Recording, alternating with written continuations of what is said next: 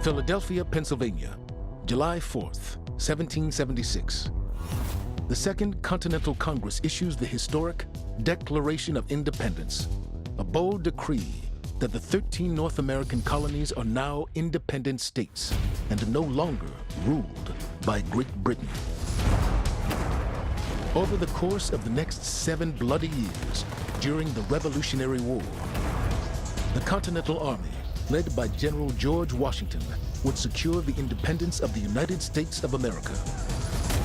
It was a new nation, a new experiment in democratic self-rule, and a new world order.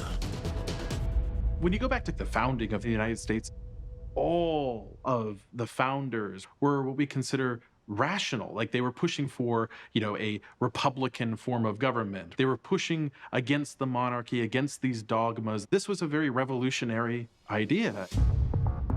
The motto of the United States, E pluribus unum, out of many one. What does that mean? That means diversity within unity.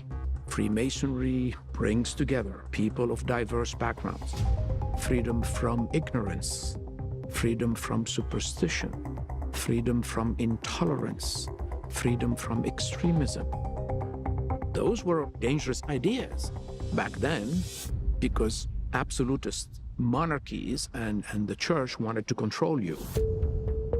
But along with the glory of the brave men and women who tirelessly worked and fought to establish the United States of America, there existed a curious connection to a secret society that had migrated to North America centuries earlier. The connection was apparent not only among its leaders, but also its founding documents. That secret society was the Freemasons.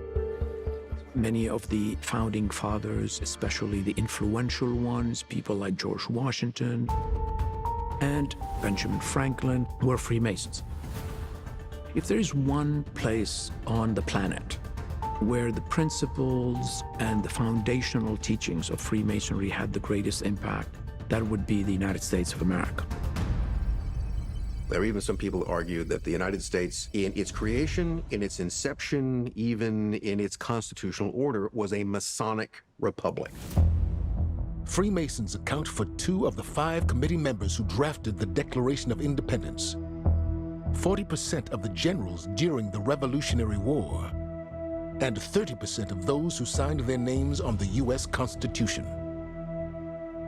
Freemasonry and the ideals that went into the American Constitution and the Declaration of Independence have an awful lot of overlap. They had values of religious tolerance and cosmopolitanism and rights and formal equality between all citizens. One of the Masons at the time was Montesquieu, a famous French political philosopher who had this radical idea of a separation of powers, that you should have 3 branches of government, a legislative, executive, and judicial, that they should check and balance each other to form a true republican government. Washington, D.C., 1791. George Washington, now the first president of the United States of America, appoints French architect Pierre-Charles L'Enfant to design the nation's capital. While Washington was a master mason, L'Enfant apparently never passed the level of entered apprentice. However, some believe that symbols associated with Freemasonry were embedded into the city's design as an acknowledgement of the ties between the secret society and the founding of the country. The basic layout of the city originally had these kind of odd diagonal streets. So they had to have some reason to lay them out that way, because the normal way you would lay out a city is by a grid pattern. And DC did not follow a traditional grid pattern. It's a very cleverly worked grid shape. So when seen from above, you have a 5-sided star. You have a cascading star, which is all part of the Masonic thought. There's no doubt that Washington, D.C. was laid out according to Masonic ideals and symbolism. In 1793, President George Washington presided over the laying of the cornerstone for the U.S. Capitol building, a ceremony that not only initiated construction, but was also highlighted by elaborate Masonic rituals.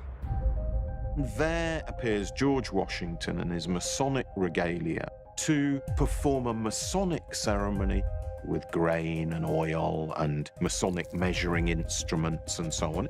You've got the leader of the Republic, many of its key officers, in a public Masonic ceremony. And yet they're doing this as a ceremony based around their secret society.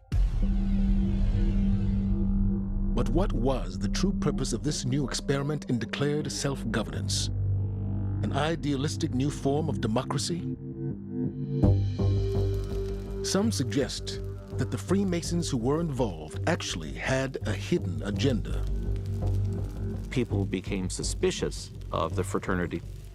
It kind of supported, I believe, the fears that Freemasonry exerted some kind of power over the government or amongst society. Freemasonry was enormously successful in the early American Republic, but in 1826, a kind of disaster befell Freemasonry by the name of the Morgan Affair. In 1826, William Morgan, a prominent Freemason in upstate New York, signed a publishing contract promising to reveal secrets of the Masonic initiations. Traditionally, the Masonic oath has been quite blood-curdling. They were supposed to swear absolutely solemnly in front of all their brethren that they would never tell the secrets outside of the lodge, on pain of some quite hideous punishments, such as having their tongue torn out and their throat cut. When Morgan announces he's going to tell all the secrets of Masonry, some of the guys in town decide to take their Masonic obligation much more seriously than they really should have. And they essentially throw him in a carriage right off into the woods, and Morgan shouts out the window, "Murder!" as they go off into the sunset, and he's never seen again. Morgan's body was never found, but an investigation was conducted, and members of the local lodge were put on trial for his death. There was a trial that was held of the Masons who had abducted him. The judge in the case was a Mason. The governor, he was a Mason. I believe the sheriff was a Mason. You had all these Masons involved with the prosecution of the crime, and lo and behold, nobody is convicted for the murder of William Morgan. That sets off this massive national wave of hysteria against the Masons. This resulted in an anti-Masonic excitement that lasted from 1826 to 1842, and for that period it was very unpopular to be a Freemason.